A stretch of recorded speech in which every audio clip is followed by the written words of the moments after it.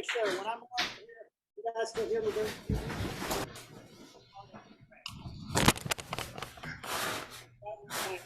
And I'm hoping that they transmit the sound better.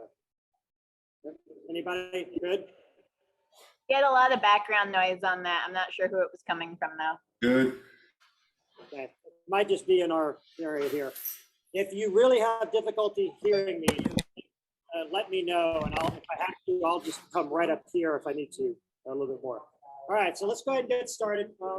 So for those of you who don't know me, my name is Mark. I'm with the University of Central Florida Chemistry Dojo.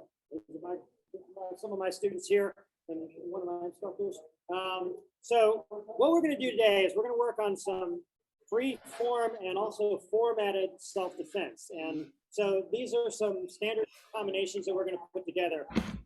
But before we do that, one of the first things that we're going to do is we're going to start with a kind of just show off hands. How many of y'all have ever done sticky hands drills, chi sao? Okay, good. A good number of you have. Okay, so we're going to kind of start with a somewhat chi sao kind of sticky hand drill, but we're going to do it in a more self-defense fashion of an actual kind of an attack.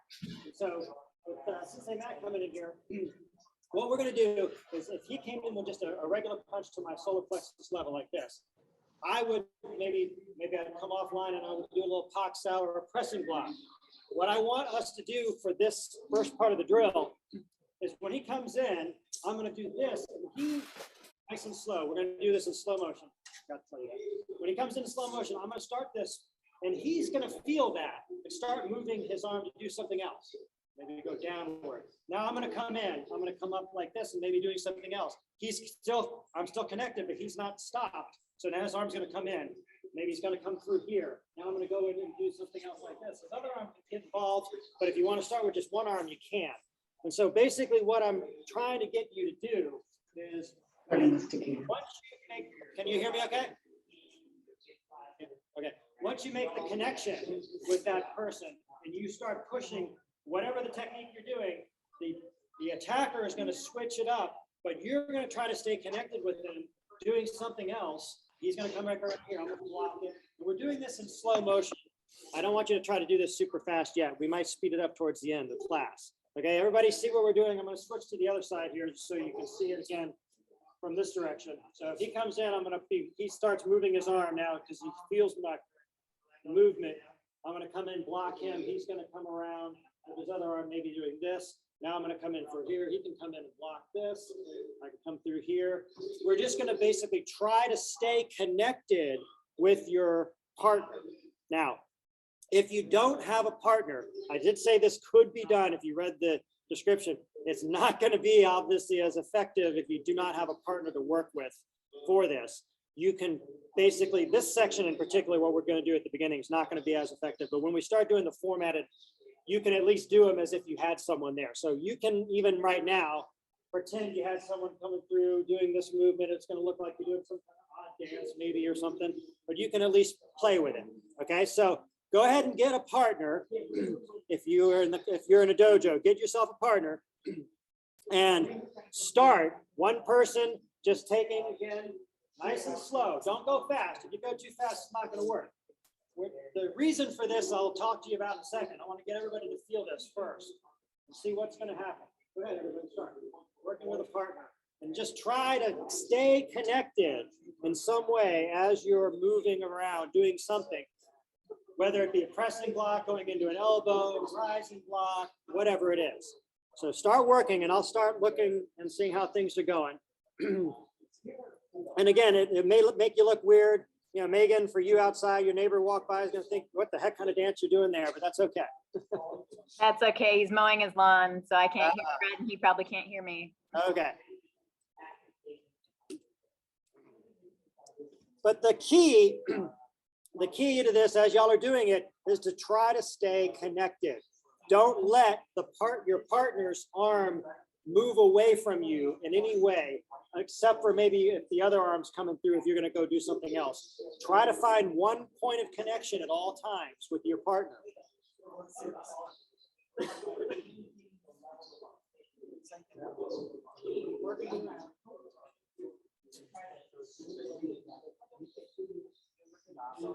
Good.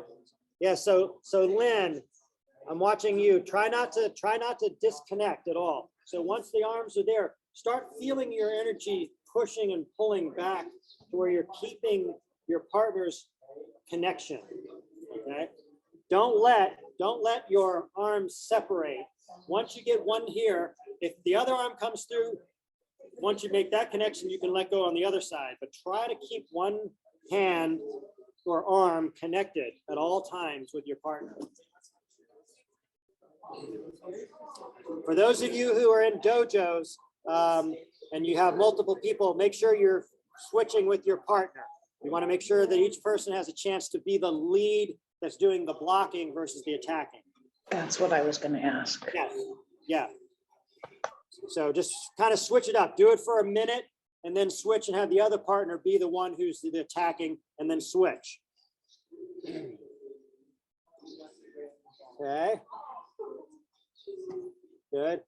And if you're getting a rhythm going, you can start just playing around with it a little faster if you want to, but I'd recommend slow motion to start.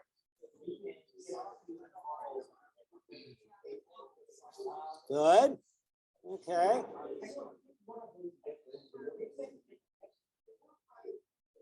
All right.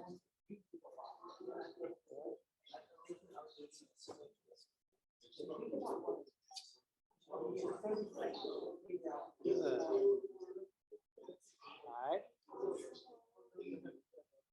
All right, go ahead and everybody stop for a second. Did everybody get a chance to switch? I hope everybody got a chance to switch once or twice. Okay. So the purpose of this drill, if you've done Chi Sao before, it's basically to feel your partner's energy. Okay. So when Sensei Matt came in for that punch, if this were in full speed, of course, we're not going to be doing this kind of dance. But if I started a Pak Sao or a pressing block on his punch, he felt that he may immediately switch something fast on me, and then I could come through and do something else. So you want to be able to feel your partner or your opponent's energy, so that my pressing block here, if he starts to swing out now, and I don't recognize his arm coming around, he can do all sorts of other things if I don't feel that energy. So you need to be able to feel your partner's energy. And that allows you to react to it. The second thing that I want you to get from this, if nothing else, we're going to go through a lot of formatted self-defense applications. And if you can remember a couple of them after all of this, great. Of course, I guess we have the recording of this, so you'll be able to go back and watch them later. But there's a lot to go through. And so don't feel like you're going to have to try to remember it all. But there's a couple of things that I want you to get out of this class is, number one, being able to feel and redirect your partner's energy. That is very important in your self-defense. The second, when we're moving and doing these formatted self-defense, is awareness of your center line and making sure that for most every situation that we're going to deal with, when he comes in, I'm going to switch to this side. When he comes in for that, I'm coming, whatever I end up doing, my center is going to be pretty much, for the most part, and always be towards him. Even when I come around, if I do something behind him, I'm keeping my center towards him. If I try to do anything where my center is off here and it's not towards him, I don't have good control. So when you're working with your partner on these self-defense drills, think about that. The center line facing your opponent is extremely important. And then, of course, body positioning. So actually, I said two. I said three things, okay? Feeling and redirecting your partner's energy, center line, keeping it towards your opponent for almost every situation. There's a few that will have that may go away from that. And then the third is your body positioning, and we're going to work on that here with our first formatted self-defense section. Yes, Sensei Roy. Yes, I got to get my mic down here. One thing to point out, you mentioned the center line. You might mention to the students it also helps when they're pressing against their opponent, if they also press through their opponent's center line as well. It makes it a lot easier for their opponent not to slip off. Yes, that's a very good point. Thank you for that. Yeah, so what he's referring to there is, if I'm doing my pressing block here and I'm feeling my opponent's energy, I'm pushing him back towards his center line. And that provides me a little bit more opportunities, which we can get some traps involved there and so forth. But the big thing is the control. by having the control of your opponent. At any point, if you're not holding on to or grabbing, as soon as you have the opportunity, you should be able to do something where you control your opponent with at least one part with your arm, if you can, one hand or both. Okay. All right. Thank you. That was good comment. So let's start with the first formatted self-defense. This is a fairly simple one. All I'm going to do is we're going to be working on punches to the face. We're going to do punches to the center and some kicks through this session today. We'll see how many we can get through. So the first one that we're going to do, you guys are good partners. You guys have done this one with me before. He's going to come in from that Pakisau, that punch to the center. And I'm going to step offline. Oh, I guess that's a fourth thing. Make sure you get offline. So get offline. I'm going to Pakisau or a pressing block off to the outside here. And as I do that, notice I'm stepping offline. I'm keeping my center towards him. And now as I come through, I'm going to throw a ridge hand to his face. And as I do that, I'm going to come right up behind him. And I'm going to basically choke him. And notice that I put my hand at the small of his back. What that's done now, that allows me to have complete control. If he wants to try to move, I'm just going to drop him.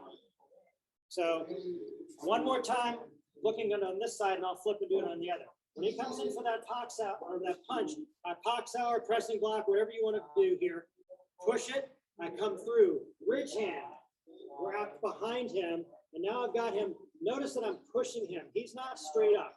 If he was straight up like this, he's going to throw me. Right? So I can't let that happen. So when I'm here, I've got him like that. He's bending over like this. He has a lot less control now. And all I got to do really right now, if I want to, is just go. He'll fall. Okay? So it's a very simple move. For those of you who are working by yourself, without your opponent, you can do it like this. Just go 1, 2, 3. Okay? Everybody see that? All right. So with your Sensei. partner, yes. Yeah. So- hey, Sensei MJ, what's happening? Hey, good afternoon. So just to confirm, I got in a little late. I apologize about that. This is formatted self-defense. This is not formatted applications. Is that correct? Correct. Yes, it's formatted self-defense.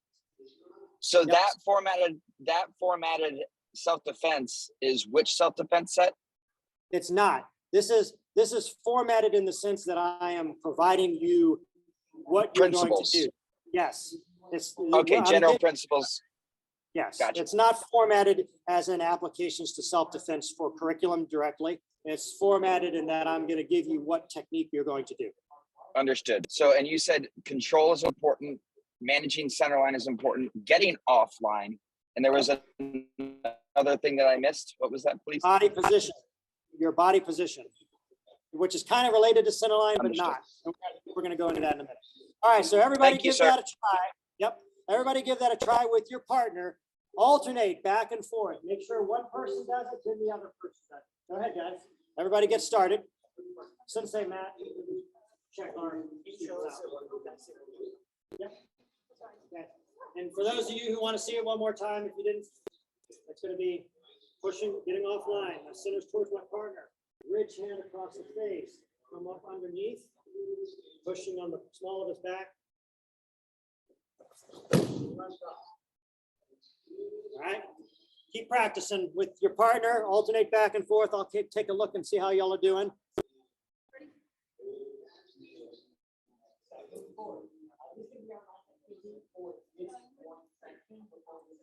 And remember, for those of you who don't have a partner, you can just do this.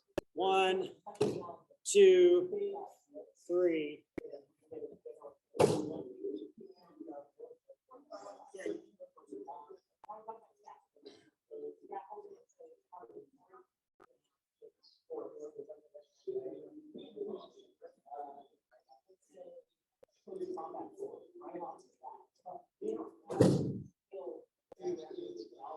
Nice, Jackson, good. You're doing it by yourself. That's awesome. That looks good.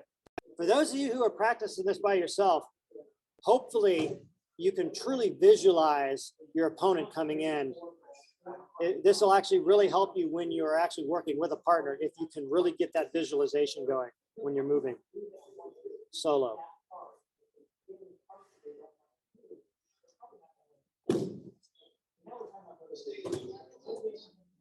Good.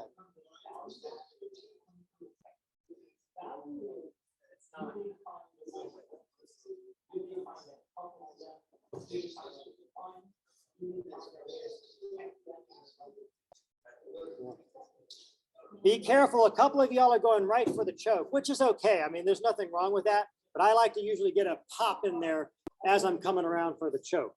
You can go right into the choke, but if you smack them in the face before you bring them into that choke, that kind of gives them a little bit, oh, what's going on before you drop them.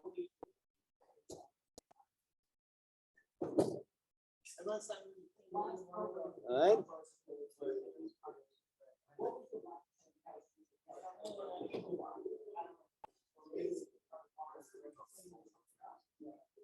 Okay.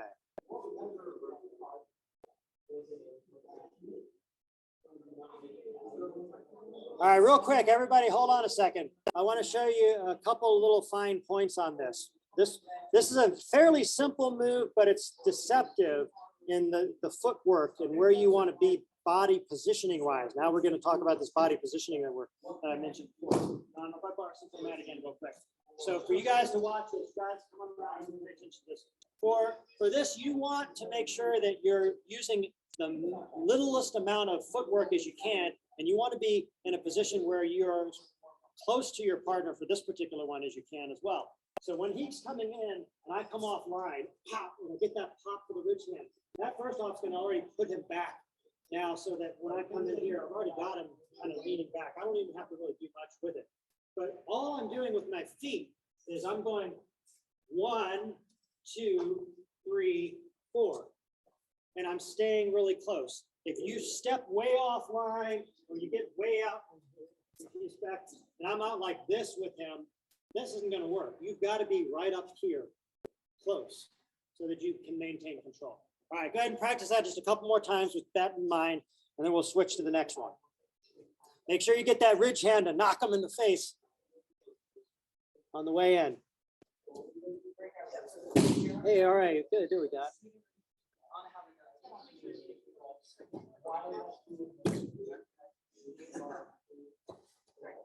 Good. Make sure you turn your center towards them always. Don't just go behind them and be kind of turned off. You have your center completely turned back towards them. You will not have as good control if you don't have your back, if you're turned your center away from them. Your center should be right in their back. Would you say that's center line or body positioning, Sensei? Well, it's kind of a combination of both, really. I mean, body positioning and being that I'm close, but center line and that my center line is right in their center. So I think it's a combination of both. Heard. Thank you. Why don't we see you? Why do I see just MJ White CTI? Hey, oh, you're in the car. Oh, okay. Hey, Lucky. All right. All right, everybody got a chance to practice that a few times? Feel pretty good with it? Okay, so we're gonna go on, we're gonna do several more. If y'all wanna stop for a moment, y'all done stop. We're gonna go on to another one, and this one's, we're gonna use a one green throw, the scoop throw, that you guys all should know pretty well. And this also is where body positioning really is gonna come into play a little bit more. We're going to use the same punch. Actually, we're going to use the same single punch to the solar plexus for quite a few of these formatted, as I'm calling them, techniques. And so the first one, again, when it comes to that punch, I'm going to get offline and I'm going to do a pock sound. But this time it's not just or pressing block, but I'm not going to just stay here. I'm coming down like this. And when I do that, I want to get my knee in position here. I've got my knee pretty much locked under him, right in between his legs. And my hip is right up against his hip. If you can't get that right away, you can make an adjustment. So if I come in and I'm offline here, as soon as I feel that I'm not connected, I'm just going to jump in. Okay? That part of body positioning is going to be very important. And it's one that you can recognize right away. If you don't have that connection, make it as fast as you can. because the closer you can get, that's gonna be the fulcrum we're gonna use for our scoop throw. And so when he comes in for this punch, you probably all, maybe have all done this. I'm pushing down and now I'm reaching down. I'm doing a scoop throw, okay? Now, as we always want to do, we want to do a finish. I'm not just going to throw him like that and just leave him alone. He's going to probably get back up and try to punch me again. He's going to get thrown again. I throw him. How about a stomp kick to the face or a stomp kick to the ribs, something like that, okay? All right, so one more time. For those without a partner, I would be doing this. I'd come in, stepping off line. Center comes in. I'm doing a pressing block, kind of pushing downward, reaching, turning. Okay. I think most of you may have been doing, you've all done scoop throw. So now it's just taking a punch and working into that. But again, try to connect the body when he comes in. I want you to find, if I'm out here, as soon as I realize that I'm out here, let's do this kind of sideways here. There's no, I don't have this connection here. I'm going to immediately pop in. So now I have it. I don't even need to lift his legs on that one. So depending on how deep you can get in there, go ahead and try it out with your partner. I'll take a look at it. If anybody, oh, by the way, if you have any questions anytime, stop me and raise your hand or come over and unmute yourself. Okay. All right, go ahead. Make sure you're alternating between partners.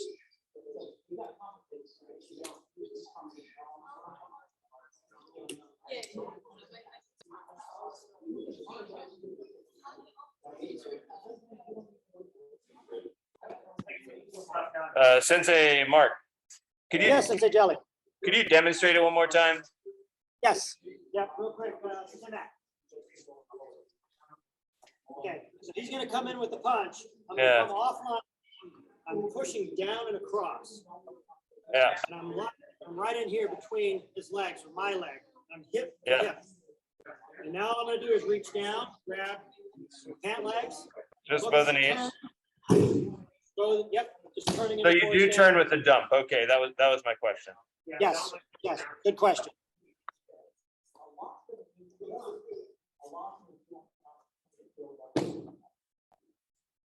Jackson, when you're doing yours, don't think of throwing up high like that so much as taking and going over.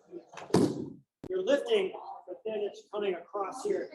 Unless you really hate the person that you're doing that throw to, because you can go way up in the air like that. But for your partners, when you get home or back to the dojo, you probably want to just go like here. Okay. It's Shojin Dojo. When y'all are coming in for that, try not to grab the hand so much as you're pushing around the forearm and dropping it down. Trying to catch a punch at the hand level, at the wrist, that's tough to do. You'll probably miss.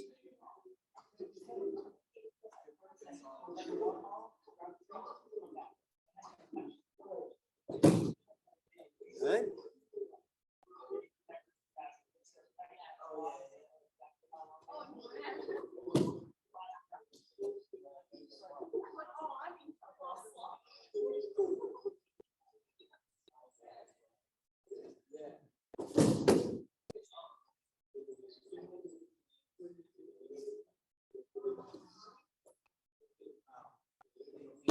Okay.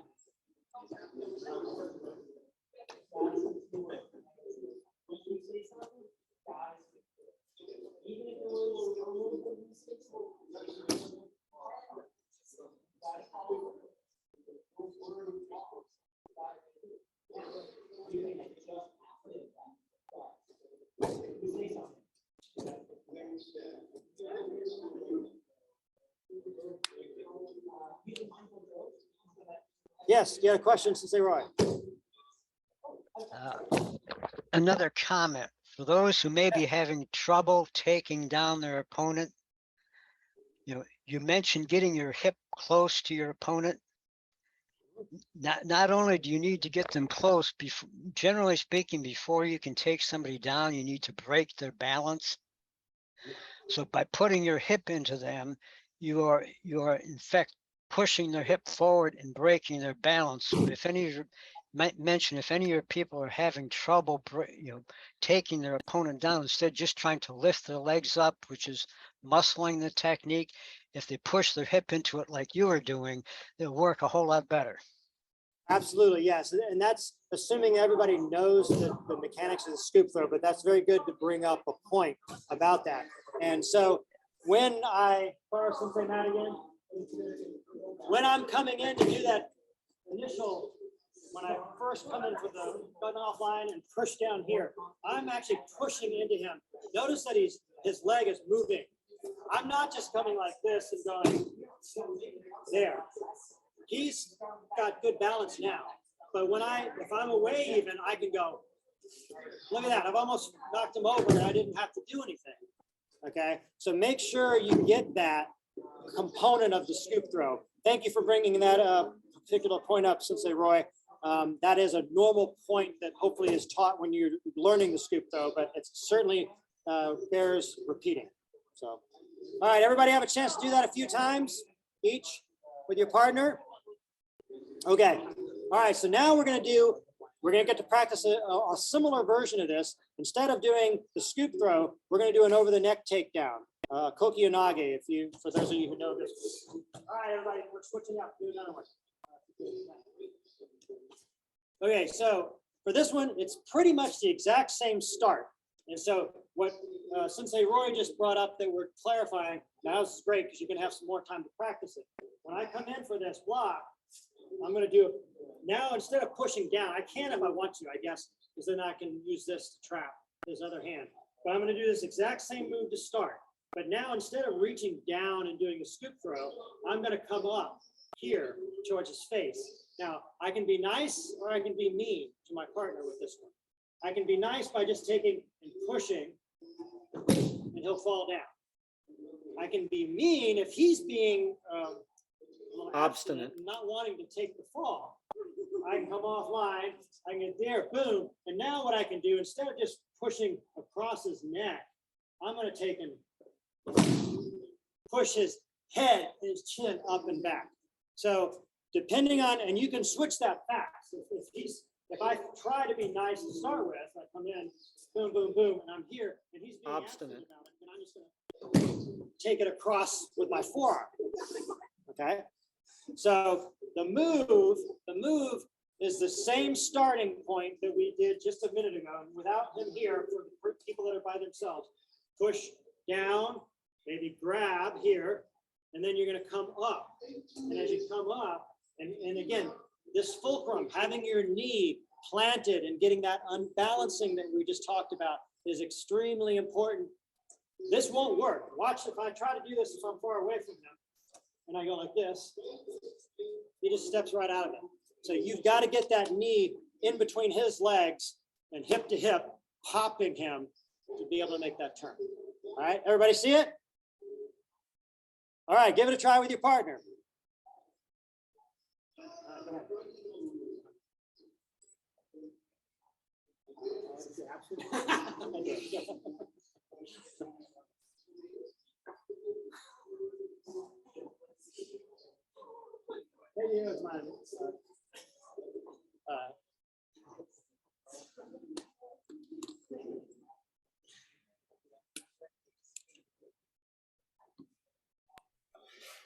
Was your, sorry. was your uke thanking you? No, he heard me say obstinate as abstinent, which I might have. I don't know. Good to have both of those things in an uke. Well, there you know, yeah, depending on who the uke is, I guess. All right. Wait, Sensei Mark, sorry, my laptop is lagging.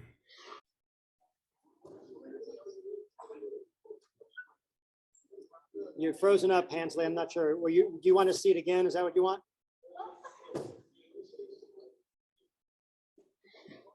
Hansley, can you hear me? Oh, yes, I can hear you. Okay. What were you asking? My laptop's lagging. Oh, can you show that again? Yeah.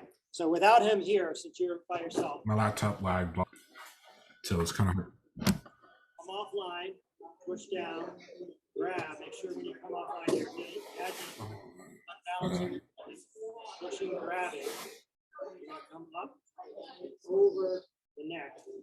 Yep.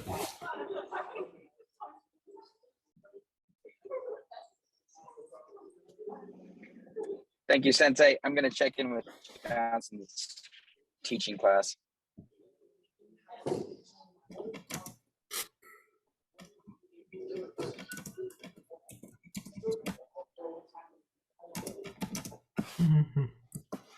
Okay, I think I got it. Good. All right. Everybody get a chance to practice that a couple times. Keep going, maybe another minute. We'll switch.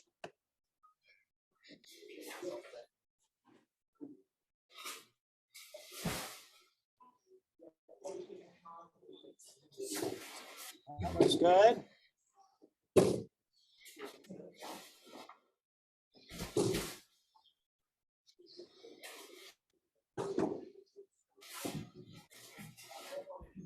Good. At Tiger Dojo. I was just, was it Zach? Oh, you over on the left on my screen? Yeah. Yeah, when you come in, make sure you off balance or you're being too nice. Your knee isn't getting in there and really hitting when you step in. Sounds good. All right. Try one more time and then we'll switch up.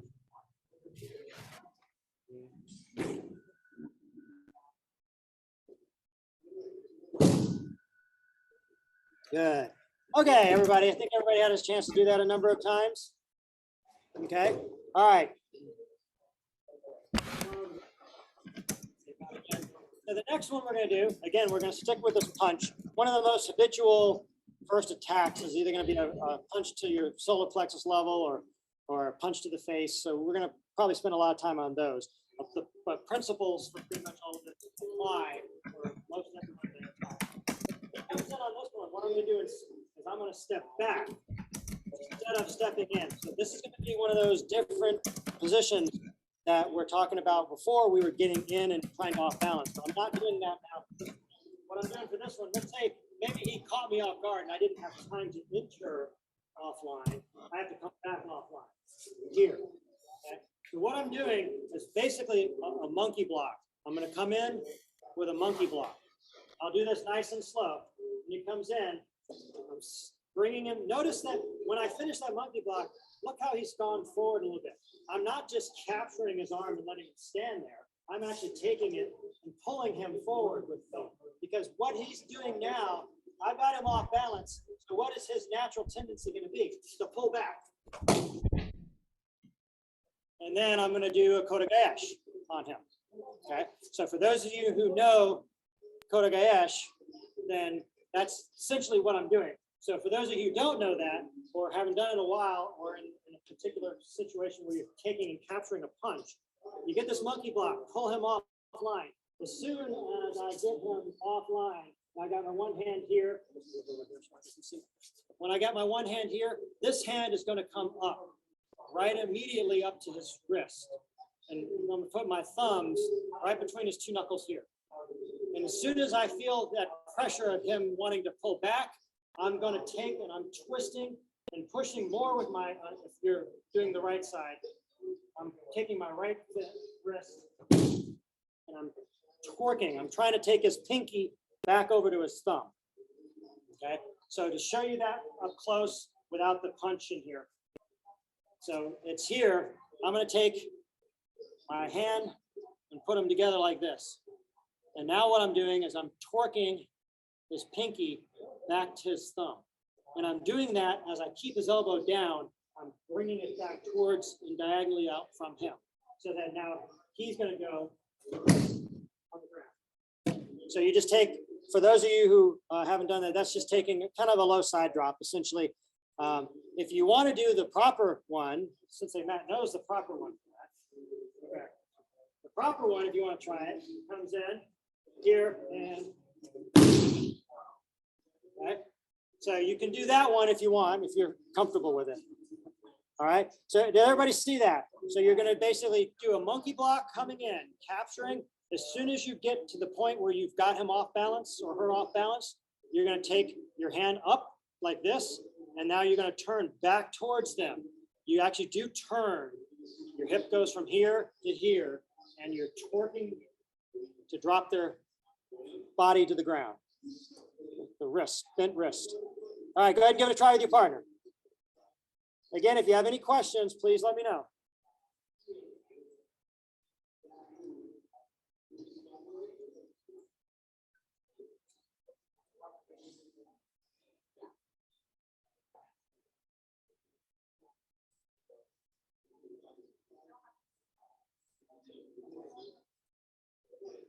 If you do not have room to take the drop and you're working with a partner, at the very least, make sure that your partner feels the technique and taps.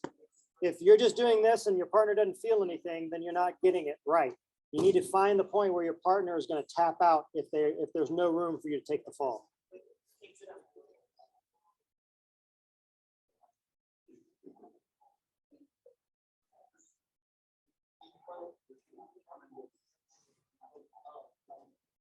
Okay.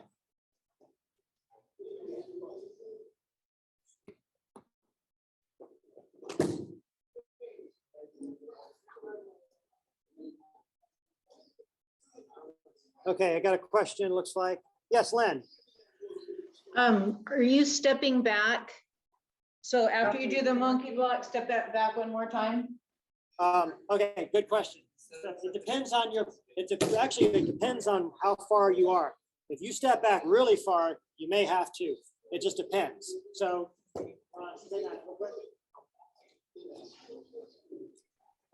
if he comes in and I'm stepping off and I'm back here real far, I may need to step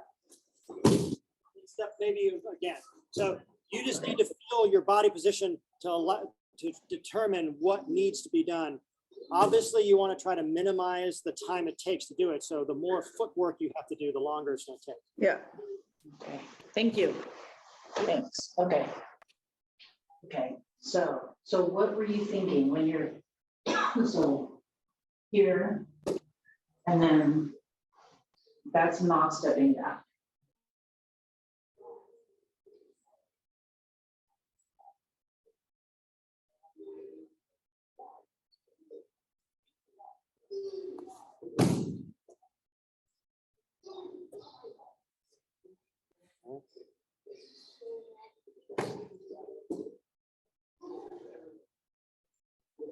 All right, real quick, everybody stop for a second.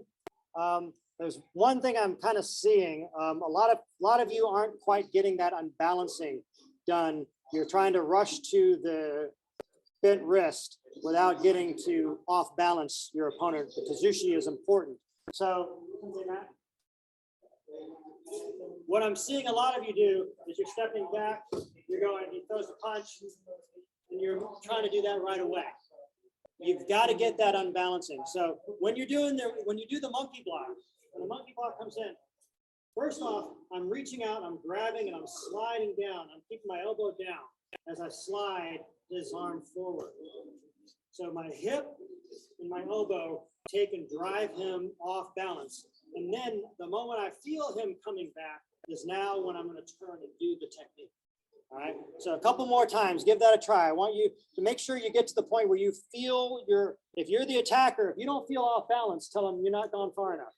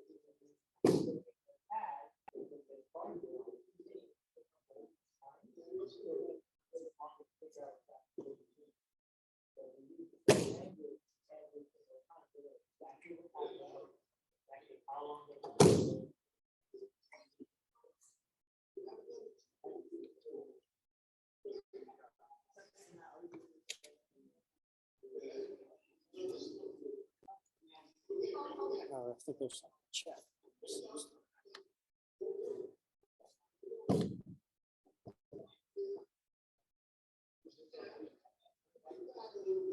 All right, everybody feel good with that? They got a chance to do that a few times? Yeah, okay. Let's go ahead and move on then. Sensei Mark, So, yes, I make one more quick comment. I absolutely. noticed some of your students, some of the shorter students may have trouble doing this with a taller opponent.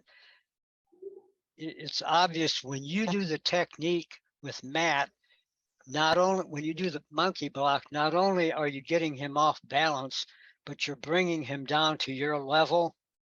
And when you return with the Kodagaish, you also keep him at that same level. You don't let him straighten back up again. Some of the people are letting their opponents either not bringing them down to their level or letting them recover before they take them down. Thank you. Good point. So to that, if I'm doing a Kodagash, if I keep it up high like this, he can resist this a lot more. What I want to do is I want to keep, as Sensei Roy just said, I want to keep his elbow down as I do that. If you let his elbow get up here like this in any way, he's got the advantage. So you want to keep his elbow down here. And so by getting him off balance here and then coming back, I'm keeping his elbow down. And yes, if you are a different size, you do need to keep them down at your level. Absolutely. Good point. Thank you. All right, everybody good? All right. So this next one, we're gonna bring it up a little bit. So do something slightly different on this one. So for this next combination, again, it's gonna be the same punch to the center. What I'm gonna do is I'm gonna step forward and I'm gonna do a soft style elbow block, and I'm gonna come up and capture his arm. So I've got a kind of a trap here. Now, at this point right now, I'm not necessarily worried about getting truly behind him on this one. It's okay. I'm got this. And now what I want to do, let me just show you that again. I come in, elbow block, and I've trapped his arm. So that kind of gives me that control. Now I'm behind him, so it works either way, depending on where you are. I'm going to take my left hand now, that's done the soft style elbow block, reach up behind his head, and I'm going to dig my fingers into his left side so that he can fall to the ground. And here I got an arm lock. Or you can do a stomp kick or something like that as a finishing move. Okay, so let's do it on this side. Just in case. No, actually that side's going to be worse. I think this side's going to be the best for all of it. So when he comes in, what I'm going to do, I'm going to do a soft style elbow block. And as soon as I get that block, my other hand is coming up to trap him at this point. Now, again, notice now this time I'm not as far in. For some reason, I didn't get deep on this one. In this move, I don't have to slide in. You can if you want to, but that takes more time. I'm going to reach up here and I'm going to grab him. I'm twisting down and turning him around onto the ground and getting him into that arm bar. All right. For those of you who do not have a partner, what you're going to do is you're going to step in or you can step back with either one. Here, like this. And now from here, you're going to take this arm, come up, reach behind, turn, step, let them fall where you just were. Then you got an arm bar or a stomp kick. All right. Everybody see that? You want to see it again or you think you're good to try? So soft style elbow block, come up and capture the arm, reach up behind the neck. And it's important, this curving and pushing your fingers into their neck is going to help turn them the way you want them to go. If you're in the middle of their neck, it's not going to work. You've got to find the way to get all the way to the other side. And so if you are going against a tall person, this one is probably not going to be very effective because you're not going to have the reach. But give it a try. For those that are tall, help them out by shortening themselves a little bit. All right, go ahead. What was your part?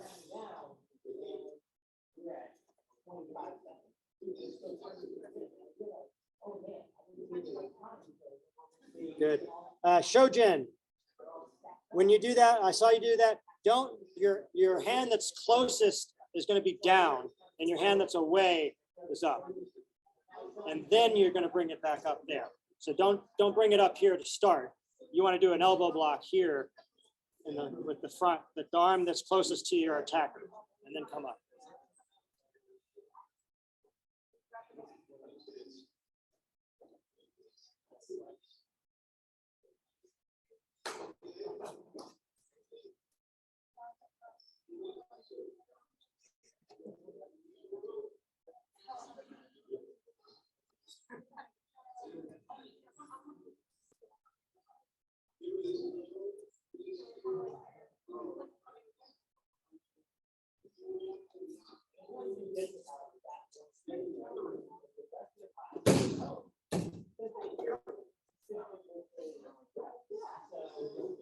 That's it. Yeah.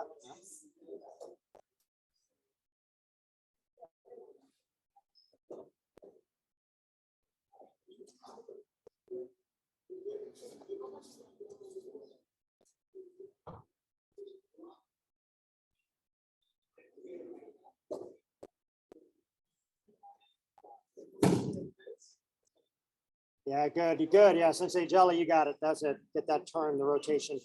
Yeah.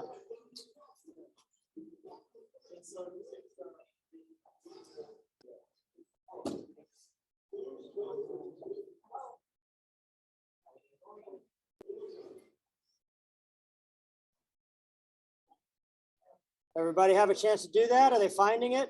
Anybody having any difficulty finding an issue getting the turn of the head? Could you please demonstrate it one more time? Yes, sure. Thank you. So when he comes in, I can step back or I can step forward. Doing a soft style elbow block, I'm opening the door either way, so I'm out of the way of his punch, so trapping him. And now I'm gonna reach up with my left hand. In this case, I'm using my left arm towards my attacker low, reaching up, reaching behind his neck. Let's move closer to the monitor here for a second. So what I'm doing is if I'm here, this isn't really gonna work. I've got to be able to get my fingers to the other side of his neck.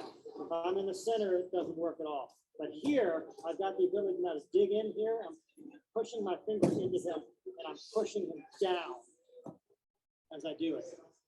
Your opponent, if you get it right, that pressing will automatically, or it should take your opponent down to the ground and you twist them down as you go. Does that make sense?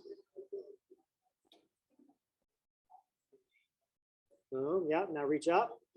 Yeah, now try to see if you see. Now you want to be further on the other side if you can get it. Now this may be a situation where you may not have the reach to do it. So you might have to get in deeper if you can. And even then you may not have the reach. This works if you've got the ability to get to that side. All right. Yeah, there you go. Now turn. Yep, pushing down and keep pushing it down.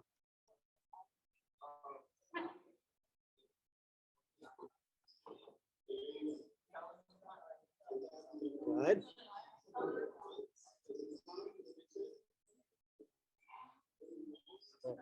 So for Lynn, for you guys, for the one that's doing that now, yeah, make sure that you are taking your fingers and digging and pulling down like this. You're cupping as you're going into their side of their neck. You're doing this motion.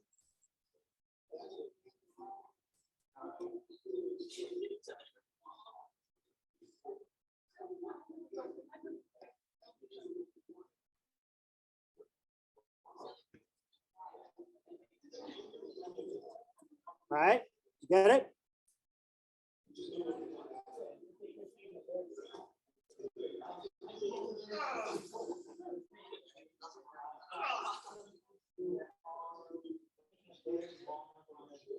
All right, everybody have a chance to do that a few times. Yeah, did everybody get a chance to feel it, or was anyone having difficulty getting that neck turn going? Did anybody have some difficulty with that? I know, Lynn, you guys had a little bit, but I think it looked like you got it. Everybody feel that? Your attacker should definitely feel that. Dig.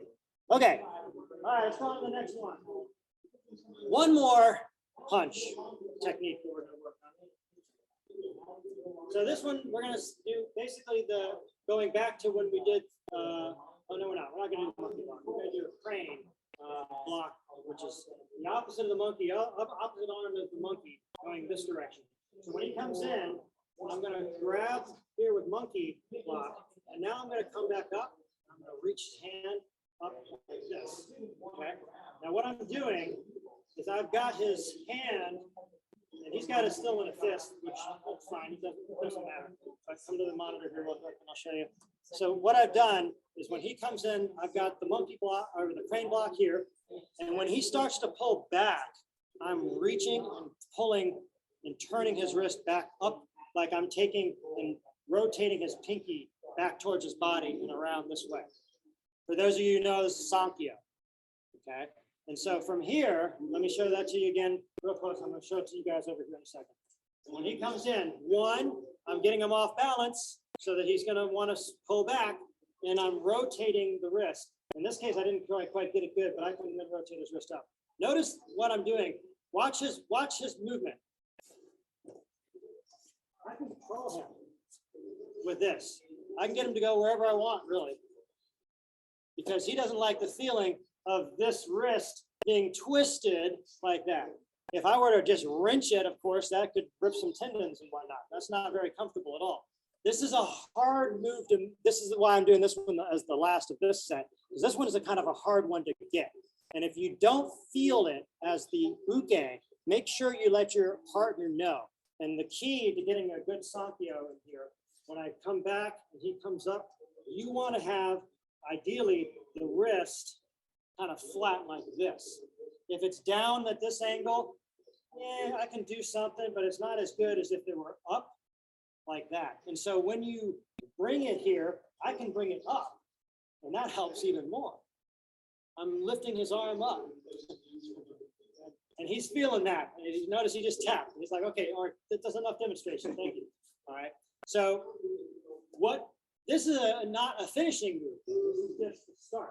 And so when I come in for this crane block, which is the opposite of the monkey, I pull him off balance, I reach, and look what I'm going to do. When I grab his hand here, you guys can see this. When I grab his hand here, I'm going to start rotating it around so that I can get to that position that I want. So I'm going to relax his arm a little, I'm not going to rotate it, but see how I've got his fist turned back towards himself, and it's flat. That's what you need for this position to work. Okay, so when I'm here, now I've got him in the Sankyo, but maybe he might want to try to do something else. So if he comes in with, let's say you do a punch or something, I'm going to come up through here. I can do an elbow, drop you on the floor. So basically the Sankyo is getting him to a position, and for this purpose, let's just do this. From here, what I want you to do practice is go ahead and block this move. You're going to rotate your other hand up.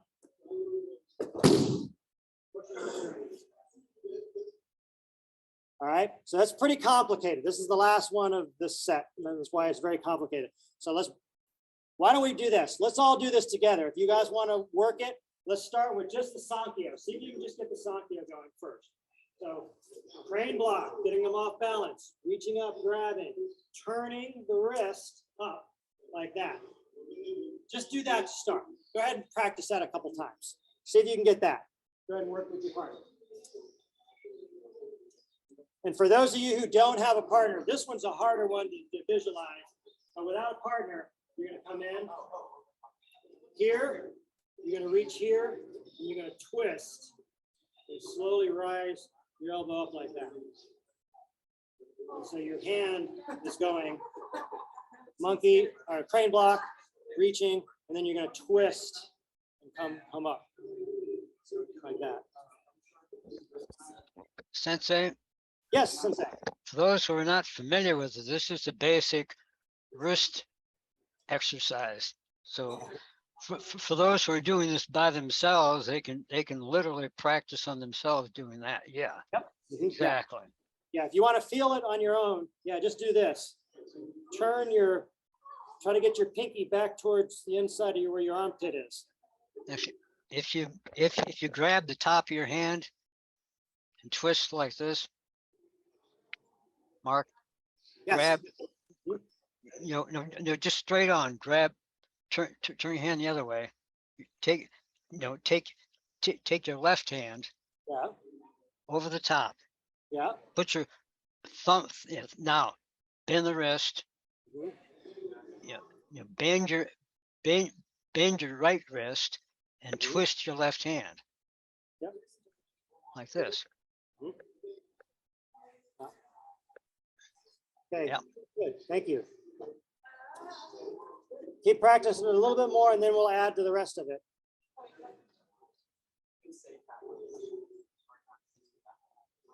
Okay, so Lynn, on that one, you guys turn her wrist back towards her. You want her knuckles, if she's going to keep a fist, you want her knuckles back towards her body, like this. Not this way. It's got to be turned back in. So grab it. Now rotate it, not that way. Rotate it back towards her body, but not flipping up. Keep the palm down. Keep the palm down. Now rotate towards her with the palm down. But bring it, turn her wrist, right? Okay, stop right there, right there.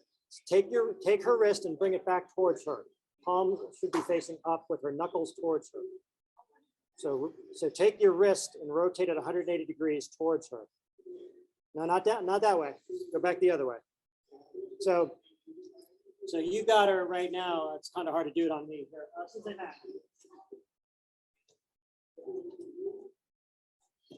So you got her wrist. Let's see how you did it. It's hard not to do that.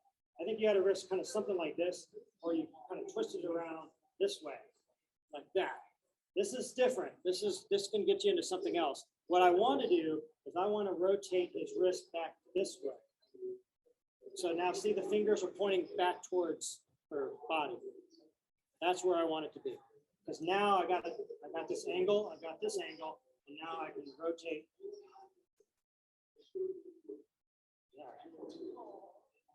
Rotate now with my hand in this position and get that torque. See again, I'm coming from behind. My hand is behind her, coming from her backside, and then torquing it this way.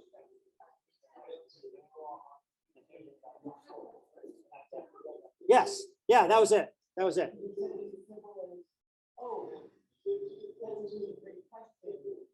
Okay, now see, now you're turning you got her fingers towards you. Turn her fingers back towards her, but don't rotate the elbow. Don't rotate the elbow, rotate the hand. This is a hard one to do over the video. No, so y'all are turning her fist palm up. Don't turn the palm up. Hey, Lynn, if you're having trouble doing this, put your palm on the top of her hand and walk underneath her arm. Yeah. Great. Yeah, no, either. Yeah, now lift her arm up and walk underneath. There you go. That's it. Yeah, good. Thank you. That's excellent. That's it. That did it. Yep. That's the full-on Aikido Sankyo. Everybody got a chance to do that? Yeah? Okay. If you haven't already done it, now that you've got to that Sankyo position, now we're going to add real quick the rest of it. And we'll only do this for a short minute. Time, as always. We're having enough time to get everything done that we want.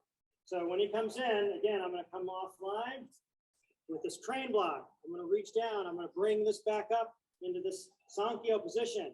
Now he feels this, but he's still going to come in with an attack. So I'm going to come in like that. And as I block him, I'm going to step through him, rotate, fall safely. So I'm going from the Sankyo, I'm opening my arm back up towards him, and dropping him to the ground. All right, give that a try. If you haven't already started doing that. Some of you I saw were doing it already. Just do that for about another minute, and then we'll move on.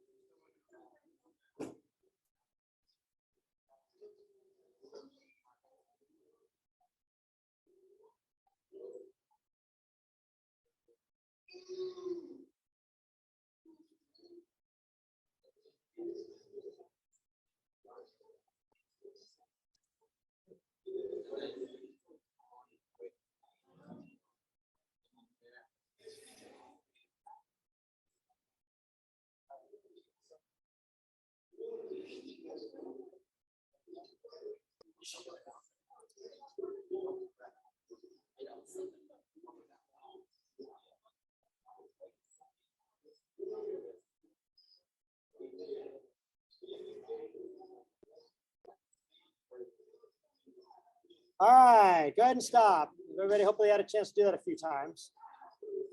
Okay, so everybody quickly come on around. Kind of want to reiterate some things that we talked about, because we've just gone through 7 different defenses against the punch. And we could go on. There's just an infinite number, but we'll stop at this one. But what's one of the first principles that we talked about at the beginning? Can someone remember one of the first principles? I'll use my, since you guys are all muted, so you don't have to run. What's one of mine? What was one of the first principles? Step off line. Okay, good. What's another principle? Center line. Keeping your center line towards your opponent. Okay, what's the third one? The body positioning. Okay, getting your center where it needs to be, off balancing. That all kind of relates to body positioning. There's another one I said? Yes. Okay, that's part of the unbalance of getting into your opponent. Yeah, absolutely. Good. Okay. All right. So now we're going to move on to now a punch to the face instead of punch to the solar plexus level. And so for this first one, I'm going to show you, we're going to deviate slightly from one of those principles, which is keeping your center line towards your opponent. We're not going to an all the way on this one. But when he comes in, let's say I just step back and do a soft style rising block. Okay. So again, notice what he's doing. When he comes in, I don't just go like this. I'm actually taking him and making him. Or I could just keep going if I wanted to and get him off balance.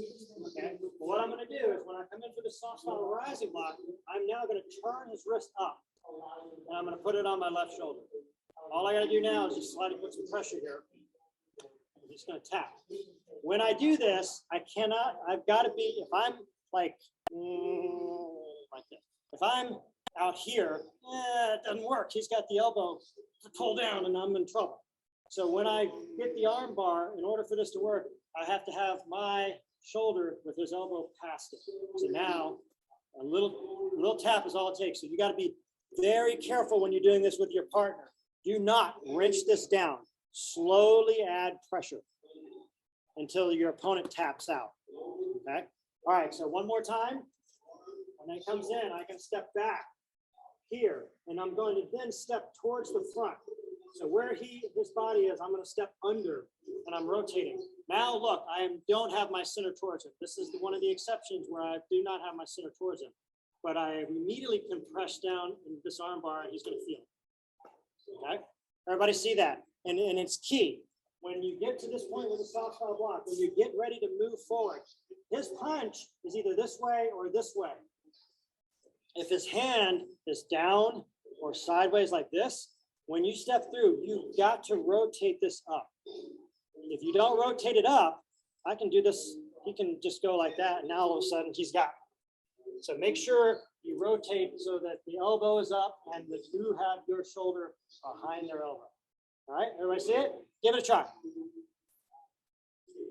And if you have any questions, just jump in. Yes. So I'll do it on this way. I'll keep doing it.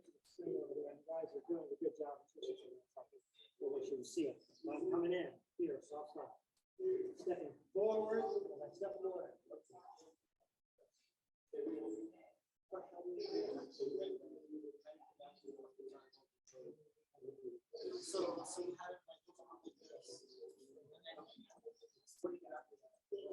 Oh, after that, what I would have done, in this case,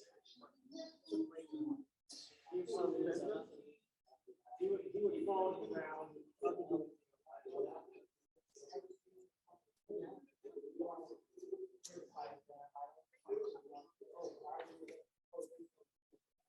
Yes, and those of you who are doing that by yourself, it's basically just going to be stepping back, catch here, and you're going to step up, step through, pull down.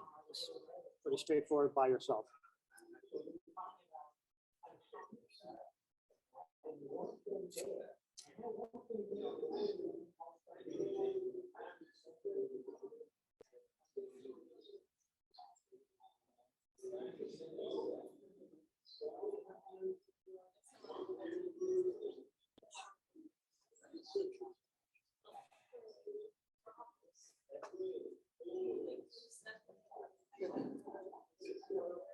Good, keep practicing.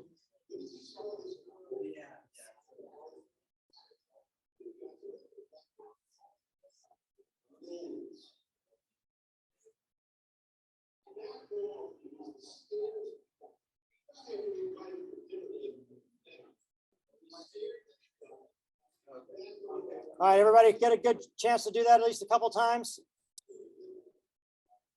All right, real quick, gather around. One thing to note about this particular move, and this is also probably a good reason that I'm showing you multiple techniques for the same attack, although now we're moving to a punch in the face. Size difference, again, will play a part in this particular one. So if I were like this tall, this is a match with this move, and I did my soft style rising block, I can't really get that elbow lock that I want, the arm bar here. This doesn't work. He's got me all day. So if I'm significantly shorter than my attacker, that arm bar will not work. So, and in that case, what you would do instead, I'm not going to practice this. What you do instead is you become aware of drop them to the ground with the Shio-Nagi or 4-direction style, but we won't do that now because we're going to run out of time if we try to add something else to it. But realize that, again, the whole idea is play with some of these and see which one works for you. Some you might like better than others. And that's why we get a whole lot of different techniques to learn. Okay, so next one we're going to do, another punch to the face. Same exact opening. I'm either going to either step in or step back. I'm going to step in on this one. I'm going to do a palm heel strike. Oh, your rising block, sorry. Soft style rising block. Okay, soft style rising block here. I just did a palm heel to his floating rib. And from here, even though I've gotten him in this good position here, what I want to do in this case is I'm going to take my back leg, well, then my right leg, and I'm going to come through and throw him over my right hip. Okay, I could do that Kokianagi or over the neck takedown. I could draw an over the neck takedown if I wanted to from that. And I come in here, I step in, boom, I've got this. I could do this, but the only problem with this is now notice my arm is underneath his, and that can get me into a trap.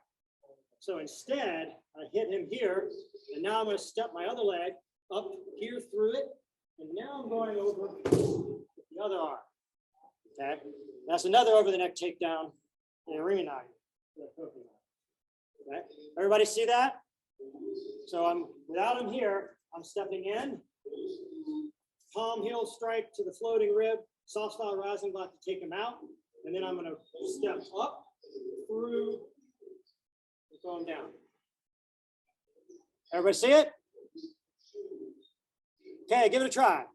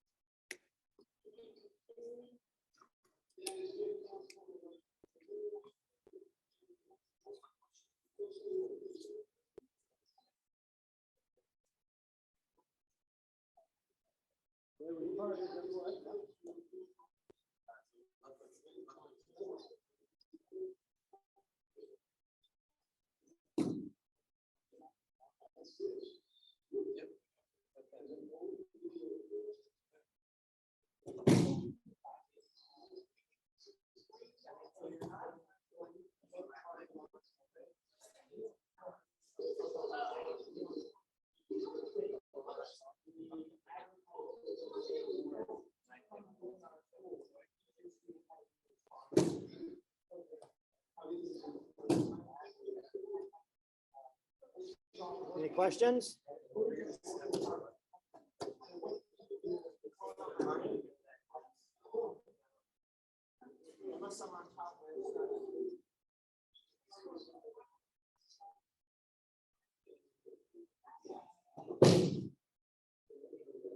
Good, yeah, looks good.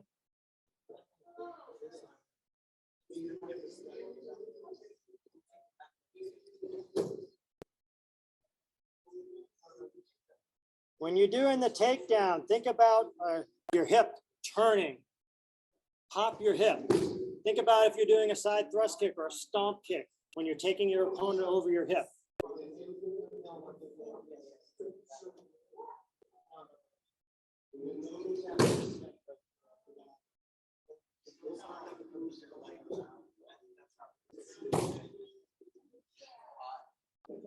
Good. Nice. All right, everybody hopefully got a chance to do it at least a couple times. I always end up doing too many reps at the beginning, and then we end up having to do only a couple of reps towards the end. We're not even going to get through all of it, but it's okay. We'll get through a good portion. All right, so next one we're going to do is going to be a same idea, but this time instead of me going to the dead side for that soft style rising block, I'm going to the live side. Dangerous, right? But I'm going to go to the live side. I catch it here. Now, I could stop him and block him if he's throwing another punch. That's fine. But the main thing I want you to focus on now, so let's pretend right now for the learning purposes, this arm over here, he doesn't have an arm. He only has one arm. All right. So when he comes in, I'm going to do this. Let's do this. When he comes in, I'm going to come here with my soft style rising block, and I can hit him to the face, which is always a good idea. Definitely do that. And this could also be the block. But now what I want you to do is you're going to take this hand that he's throwing that punch on, and you're going to take and you're going to turn it, and you're going to bring it around, up, and back, like this. So what I'm doing, let's do it on this side. See if maybe back and forth. You can see it better. So when I come in, hit him in the face. Now I'm going to take my hand here that's holding his, and I'm going to bring it down, and I'm going to rotate it around. And as I do this, I step behind him. Now I've got this control where I can just let him go, drop to the ground, and then stomp kick him in the face. Okay. All right. So again, he comes in for that. I do a soft style rising block. I can punch him in the ribs, punch him in the face, block, punch. Doesn't matter. From here, I'm going to turn. Now here, my center is important. When I drop this down, I have to lead this with my hip. My hip brings it around, and then I'm going to bring it up as I turn, and I'm still facing him. Now I've got him in good control. Okay. So for those of you who, if you're doing it by yourself, or if you want to see the motion from here, what I'm doing, I'm just taking my hand and going like that, creating a circle, basically, bringing it up.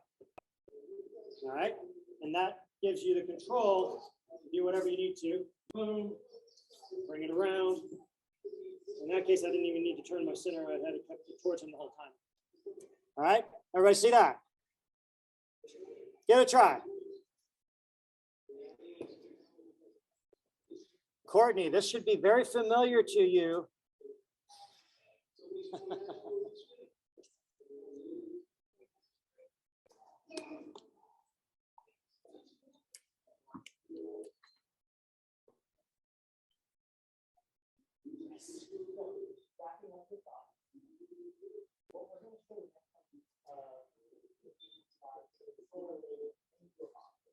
At Rohai, working with Sensei Jelly, you want your rear hand to be the one doing the soft style rising block, and you're going to be on the dead side.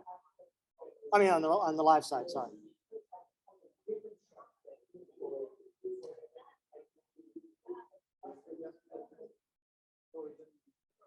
Yep. That's it. There you go. Good job.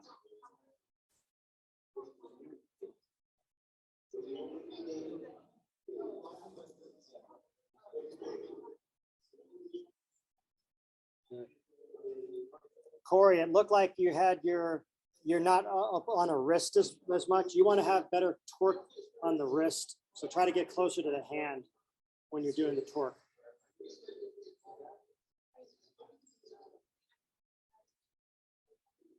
So now turn it down. Yeah, that's it. You got it.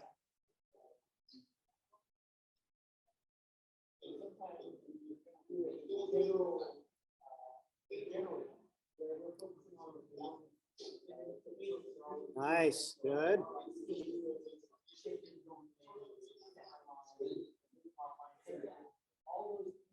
Not bad. Yeah, good.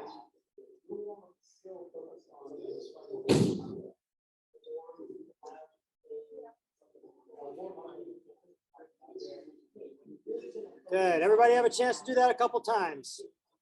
I hope. Yeah. All right, everybody, come on around one more time. I'm gonna have to leave off we're not even gonna do any kicks. We're gonna have to just probably only do one more, and then I'm gonna go back to what we started at the beginning with.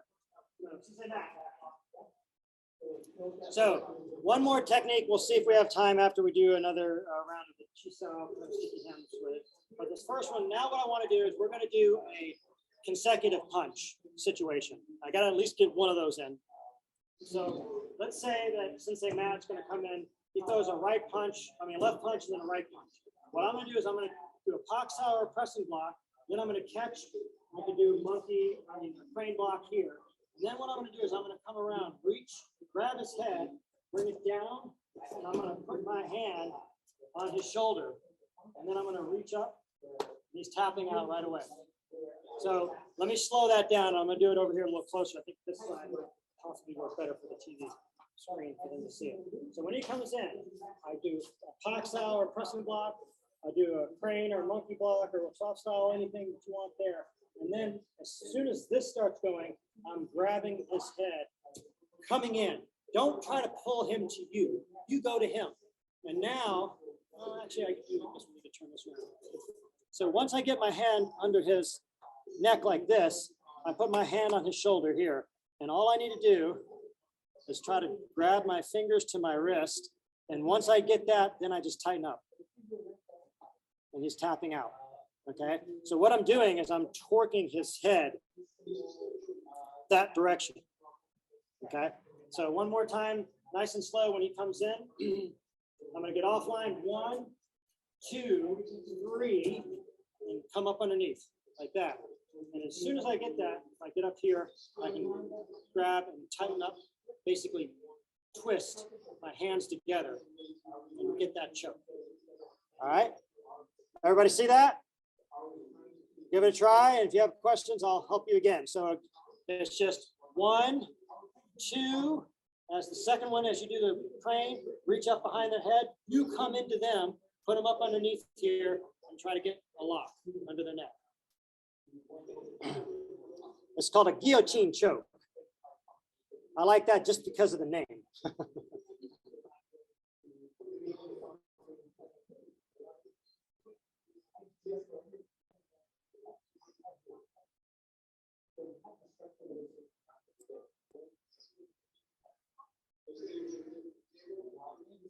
This is a harder one to do.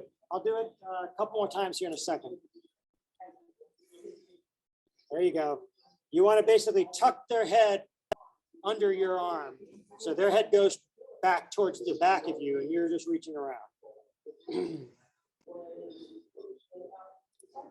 Pressing block, crane or monkey or something else. Reach up, reach underneath, tuck. Yeah, Corey, you got it. That's it.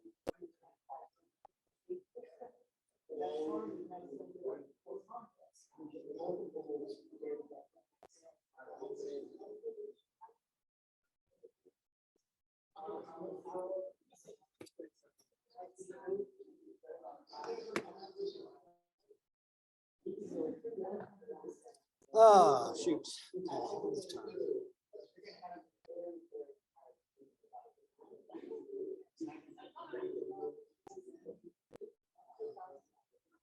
Anybody have any questions? Are y'all finding it? Everybody's finding it pretty good, looks like. Just a couple, not sure.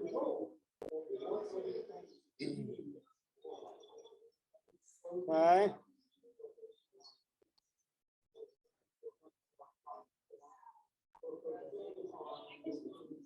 Good, Rohai. Yeah, that's it. Rohai, the one in the very back of the room by the mats, put your hand on the shoulder if you can hear me.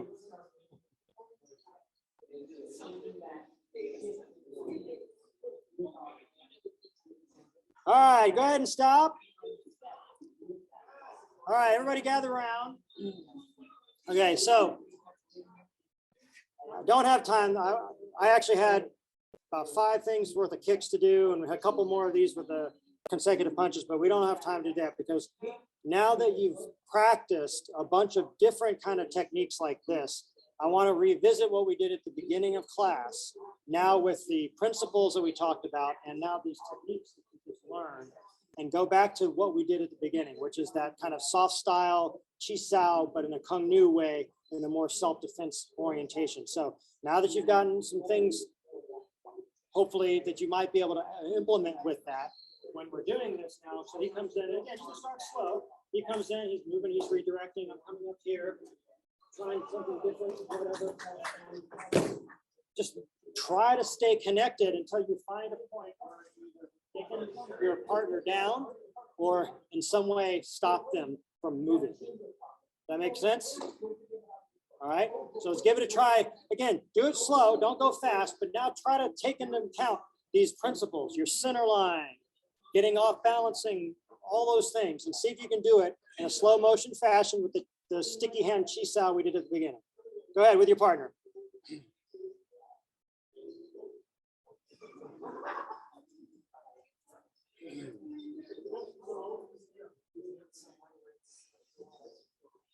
And remember to try to maintain contact with at least one arm at all times.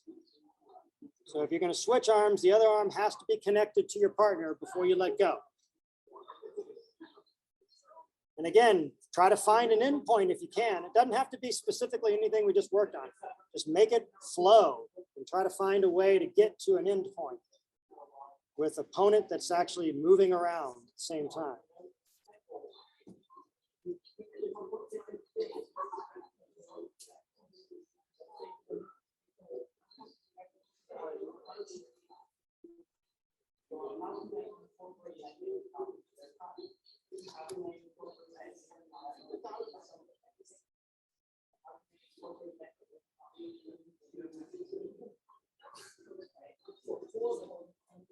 Huh?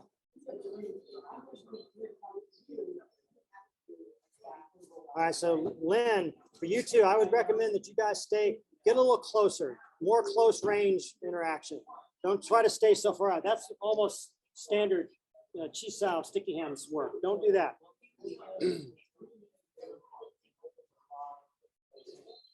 And don't forget, you don't have to stay in front of your opponent as long as you can continue with your center where it needs to be, towards your opponent.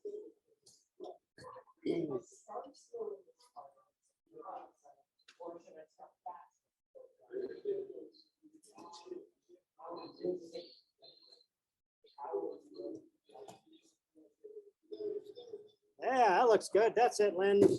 Lynn squared. Or I don't know what else the one is.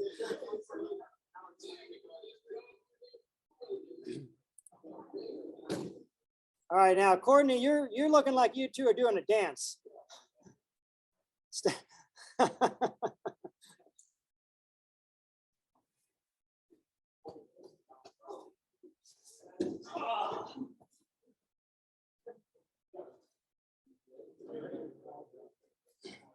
Good.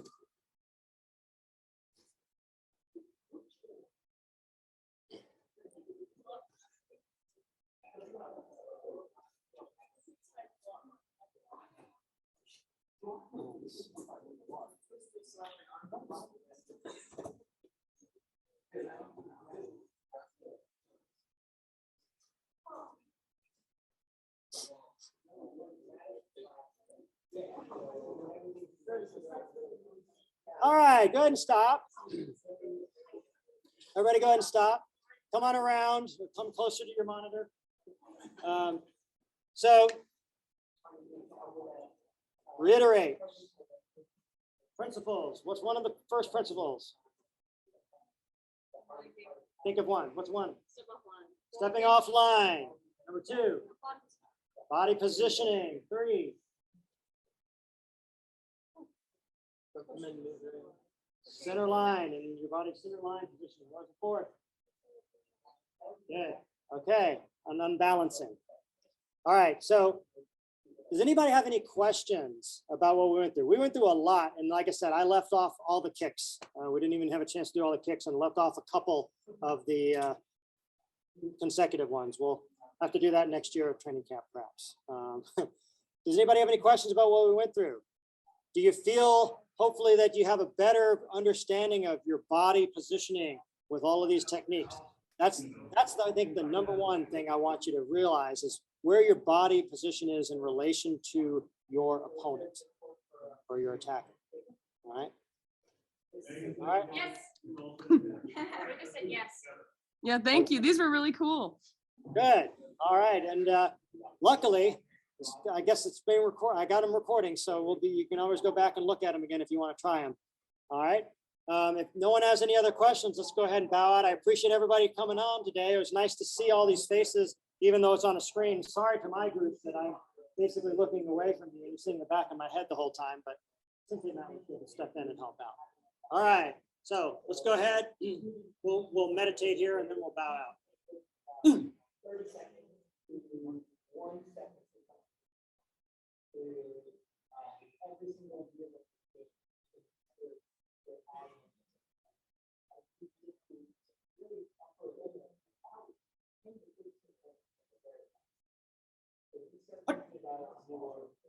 Good job. All right.